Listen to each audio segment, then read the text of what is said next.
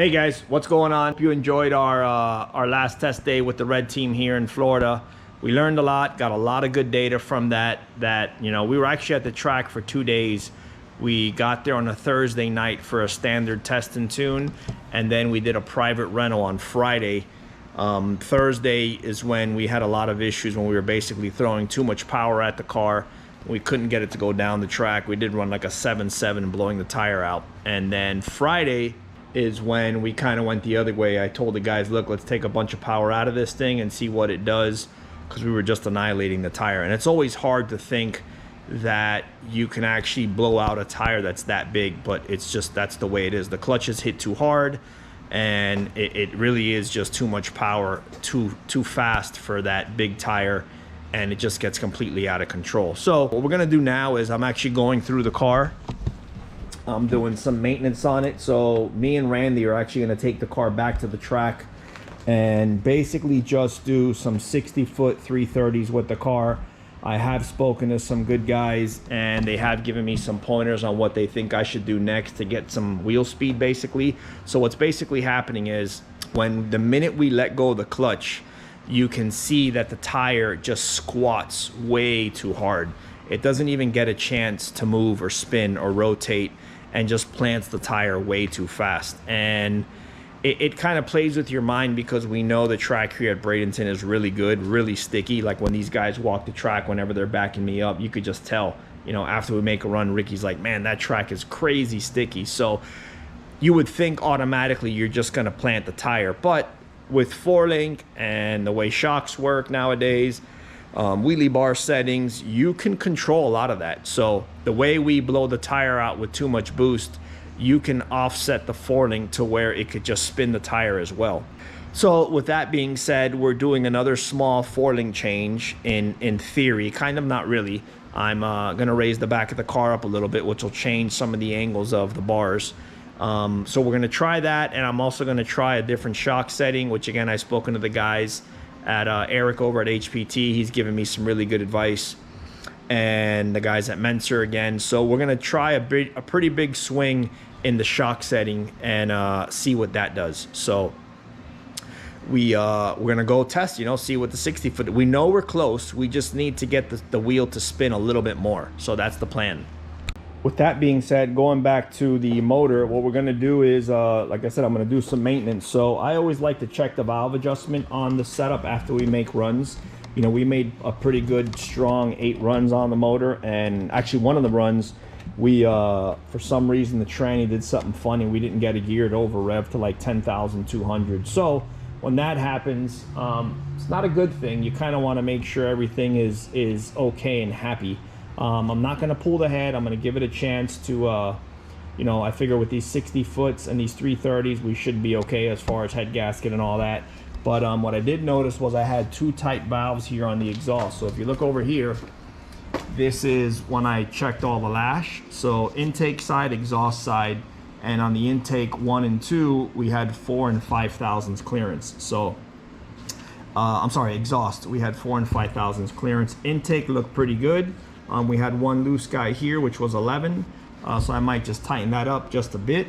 But also, if you kind of look over here at the cam, you could see where it kind of rubbed all the coating off. So I don't know if, when we were at the track that day, if we might have been losing some power through this particular valve leaking.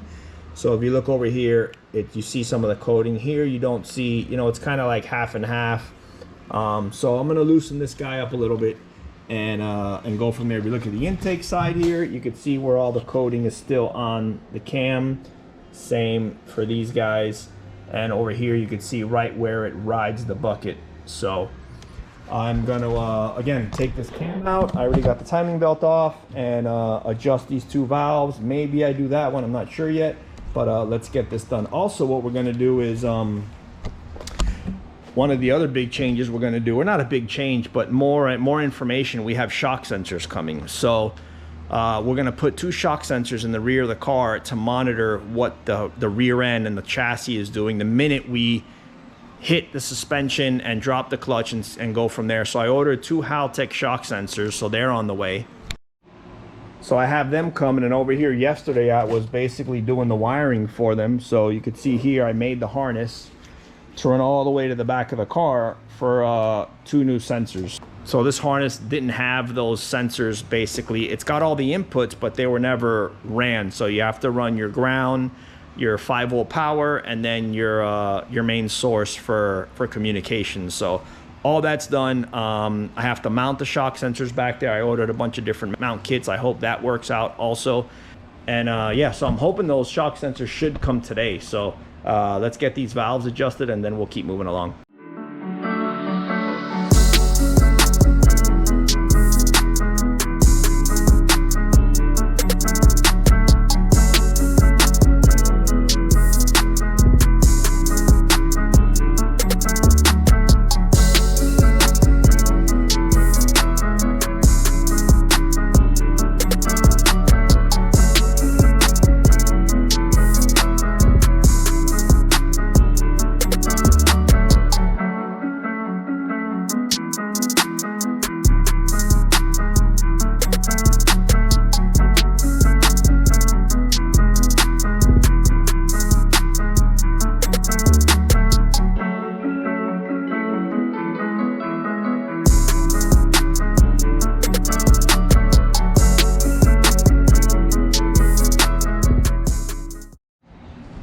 All right, so there you have it. We got the exhaust cam off.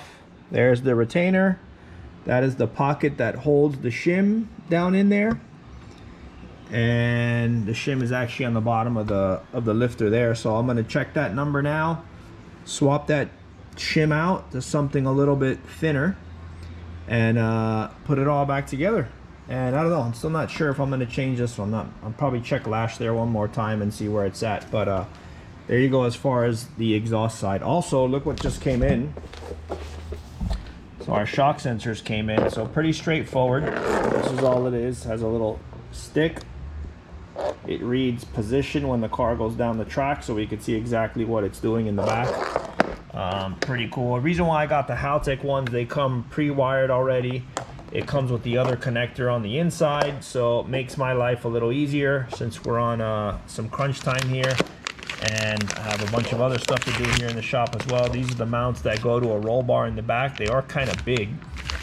I think I'm going to trim them out here just to make sure it clears some of the tin in the car. But I'm still waiting on the lower mounts, but at least all that stuff came in already. All right, guys, so valves are lashed. Like I said, I did do 1 and 2 on the exhaust here. I did do number 5, which had about 11 thousandths. I tightened that up a little bit to about 9. And we are in the process of cam gears are back on and torqued. All the cam caps are torqued again. Putting it all back together, cleaned everything. Got the first valve cover ready to go back on. So getting ready to reassemble valve covers, timing belt, get the injectors back in. And I think that's pretty much, get the water line up front here, but that's pretty much it. After that, we will go to the rear of the car. So I got the other mounts. These are the lower mounts for the shock sensors. Oh, we got this in also, new parachute bag. The parachute that we had on this car was old, so.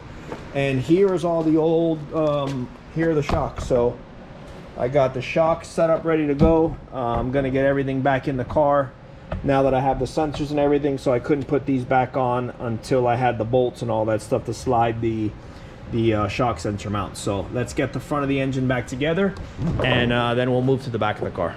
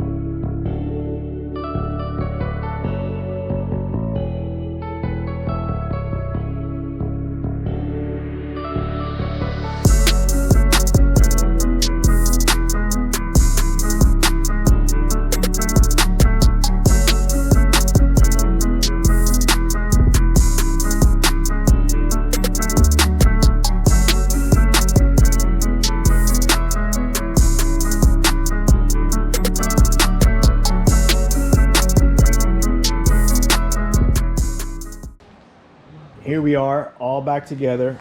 Got everything back on, timing belts on, check the gap in the spark plugs, valve covers on, injectors are in. I actually put new top O-rings just in case to make sure we don't have any issues there, because we do take the injectors out a lot after every run. I flush them and I clean them, so just to be sure all that's good. So everything's buttoned up here. Everything looked okay. Just gonna check some fittings on the bottom and finish up what I have to in the rear. I did get the shock sensors in yesterday. A little tricky. Let me get you a light here. So we go underneath the car, and there you can see the shock sensors. So I did purchase the mounts. They sell all kinds of different mounts online. These seem to work really good for the bottom. Up top they have like a round aluminum one that actually bolts to the chassis.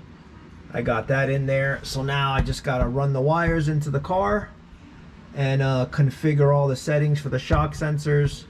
Right now obviously the shocks are fully extended, and I will work them through the motion to make sure I get all the calibration right and all that. But for the most part, that's pretty much it. Just got to get the wiring in the car, like I said, get this all tie strapped up, cleaned up, and we're ready, guys. So next stop will be